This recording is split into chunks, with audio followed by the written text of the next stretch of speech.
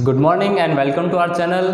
मैं रोहन उपाध्याय एक बार फिर से हाजिर हूँ आपके सामने एक और मैथ्स की नई वीडियो के साथ। तो आज का हमारा टॉपिक है संख्याएं। अब ये टॉपिक आपको कुछ जाना पहचाना लग रहा होगा क्योंकि हमने कुछ दिनों पहले एक वीडियो बनाई थी इसी टॉपिक के ऊपर, लेकिन वो जो हमारी वीडियो थी वो थी क्लास 5th के लिए, 5वीं कक्षा के लिए थी, जिसके अंदर हमने बहुत ही बेसिक संख्याओं के बारे में जानकारी ली थी कि कैसे संख्याओं की तुलना की जाती है, कैसे कौन सी संख्या छोटी है बड़ी है वो देखा जाता है, संख्याओं की जगह कैसे परिवर्तित कर सकते हैं वो चीज़ हमने देखी थी। हमने वहाँ पे ये नहीं देखा था कि कौन सी संख्याएं किस प्रकार की होती है, उनका नामकरण क्या होता है, उनके नेम्स क्या क्या होते हैं। तो आज हम उसके बारे में जानेंगे अच्छे से।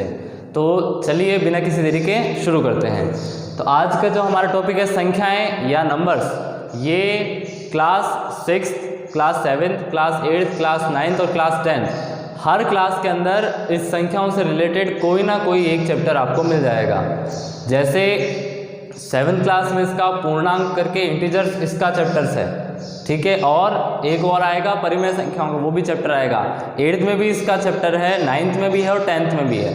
तो इसके बारे में हम आज सिर्फ बेसिक नॉलेज लेंगे जो सारी कक्षाओं के लिए, जो मैंने अभी बताया 6th, 7th, 8th, 9th, 10th सब के लिए एक बेसिक क्लास होने वाली है, जिसके बाद में हम हर एक क्लास के लिए हिसाब से अलग अलग उनके टॉपिक के बारे में बात करेंगे, वो बनेंगे अपने अगले वीडियो में। तो आज तो हमें सिर्फ इसका बेसिक जानना है। तो चलिए शुरू करते हैं।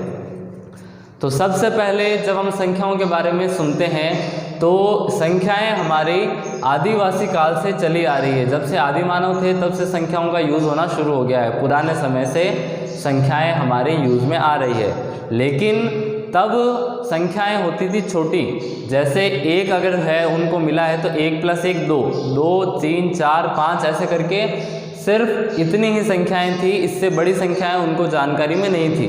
तो इस टाइम जब प्राकृतिक रूप से इन संख्याओं की जानकारी हुई थी तो इन संख्याओं के ग्रुप को, इस समूह को नाम दे दिया प्राकृत संख्याएं या नेचुरल नंबर्स, क्योंकि उस टाइम पे सिर्फ यही संख्याएं हमें पता थी, तो इसलिए इनका नाम हो गया प्राकृत संख्याएं या नेचुरल नंबर्स, जो कहाँ से स्टार्ट होती है 1 से। तो 1 2 3 4 5 एंड सो ऑन, ये सारी हो जाएगी हमारी नेचुरल नंबर्स। तो नेचुरल नंबर्स जब थी उस टाइम तक हमें ज़ीरो का नॉलेज नहीं था। ज़ीरो का नॉलेज हमें किसने करवाया था?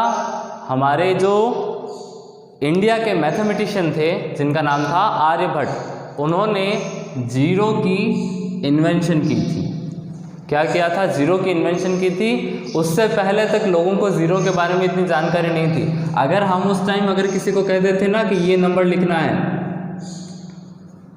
तो उसको ये नंबर नहीं पता था ये क्या लिखा है आपने।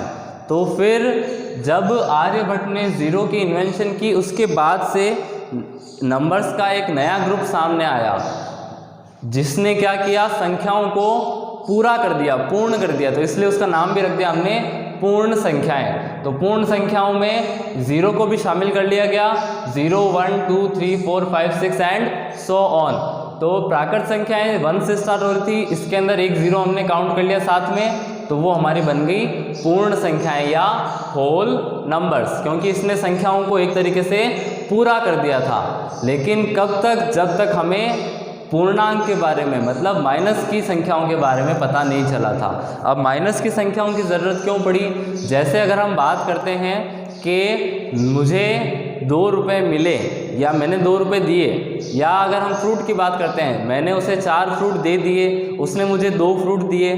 तो जब हम देने या लेने की बात करते हैं तो उन दोनों में डिफरेंस करने के लिए हमने चिन्ह लगाना उचित समझा, चिन्ह का यूज़ करना हमें अच्छा लगा, इजी लगा। तो उसके लिए हमने क्या किया, अगर मेरे पास कोई चीज़ आ रही है तो उसके लिए मैंने प्लस का सिंबल लेना शुरू कर दिया, और अगर मेरे पास से कोई चीज़ जा रही है तो उसके लिए मैंने माइनस का सिंबल यूज़ लेना शुरू कर दिया।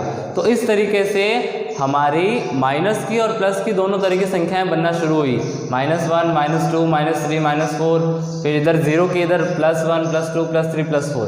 ऐसे करके ये जो अंक और जुड़े हैं जिन्होंने उन संख्याओं को और अच्छी तरीके से पूर्ण किया है, तो उसके लिए हमने नाम दे दिया पूर्णांक। जो अंक संख्याओं को पूर्ण करते हैं उन्हें बोला पूर्णांक। पूर्णांक संख्याएं इंटीजर्स, तो इंटीजर्स जिसके अंदर पॉजिटिव वाली संख्याएं, नेगेटिव वाली संख्याएं दोनों होती है, तो वो होती है हमारी पूर्णांक संख्याएं। अब आती है ऐसी संख्याएं जो 2 से डिविजिबल होती है, जो संख्या 2 से डिविजिबल होती है वो सारी संख्याएं सम संख्याएं या इवन नंबर्स कहलाती है। डिविजिबल जैसे देखो 2, 4, 6, 8, 10, 12 एंड सो ऑन, ऐसे जो नंबर आएंगे वो सारे 2 से डिविजिबल होंगे, मतलब उनमें 2 का पूरा भाग जाएगा। तो ऐसे नंबर्स को हम बोलेंगे इवन नंबर्स या सम संख्याएं। अब ऐसे नंबर्स जिनमें 2 का भाग नहीं जाएगा, जो 2 से डिविजिबल नहीं है, उनको क्या नाम दे देंगे? ऑड नंबर्स या विषम संख्याएं। विषम संख्याएं जिनके अंदर 2 का भाग नहीं जाता है, तो कौन कौन सी हो जाएगी? 1, 3, 5, 7, 9, 11 एंड सो ऑन। अब हम सम और विषम की एक और परिभाषा भी दे सकते हैं। कैसे? ऐसी संख्याएं जिनके इकाई स्थान पर, इकाई स्थान मतलब वंस वाली प्लेस पर 2 आता है या 4 आता है या 6 या 8 या 0। अगर ऐसी संख्याएं कोई है जिनकी इकाई स्थान पर वंस प्लेस पर 0, 2, 4, 6 या 8 आता हो, तो वो सारे नंबर्स हमारे इवन नंबर्स कहलाएंगे। ठीक है। और ऑड नंबर्स की डेफिनेशन हो जाएगी ऐसे नंबर्स जिनके वंस प्लेस पर 1, 3, 5, 7 और 9 आता है, तो वो सारे नंबर्स हो जाएंगे हमारे ऑड नंबर्स। तो इसके लिए इस डेफिनेशन को अगर हम समझें एक एग्जांपल लेकर, तो अगर मैं आपको एक संख्या देता हूं एग्जांपल में, आपसे मैं पूछता हूं ये जो संख्या मैंने लिख रखी है, ये एक इवन नंबर है या ऑड नंबर है, सम संख्या है या विषम संख्या है? तो आप इसकी वंस वाली प्लेस देखोगे। वंस वाली कौन सी? ये वाली। तो यहाँ पे नंबर लिखा हमने 8, जो कि क्या है? एक सम संख्या होती है, तो इसलिए ये पूरी नंबर भी एक इवन नंबर हो जाएगी। ऐसे ही अगर ऑड नंबर के लिए एग्जाम्पल देंगे, इसके बारे में अगर हम बात करें तो इसका इकाई का अंक कौन सा है? वंस प्लेस पर 9 है, तो 9 एक ऑड नंबर होता है, इसलिए ये पूरा जो संख्या हमने लिखी है ये भी एक ऑड नंबर होगी। तो even numbers and odd numbers की 2 डेफिनेशन हमने देख ली।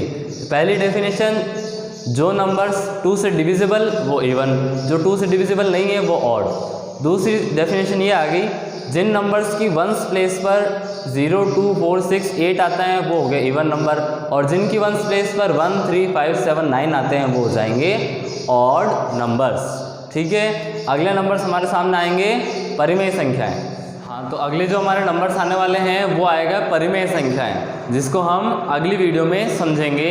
परिमेय संख्याएं क्या होती है, उसके बाद हम देखेंगे अभाज्य संख्याएं या प्राइम नंबर्स कौन से होते हैं, उसके बारे में हम और विस्तार से आगे एक्सप्लेनेशन करेंगे, वो हमारी अगली वीडियो में आएगी। तब तक के लिए आज जो हमने पढ़ा है उसको एक बार वापस वीडियो को चालू करके वापस शुरू से देखना, और अगर अभी तक आपने इस मैथ्स क्लास की आगे की वीडियोस को नहीं देखा है तो उनकी डिस्क्रिप्शन आपको लिंक में दे दी जाएगी, जिनको आप जाके देख सकते हो। और अगर अभी तक आपने हमारे चैनल को सब्सक्राइब नहीं किया है तो जल्दी से जाके सब्सक्राइब कीजिए। ऐसी बहुत सारी अमेजिंग वीडियोज़ की आपकी नोटिफिकेशन ताकि मिलती रहे। ठीक है। Thank you.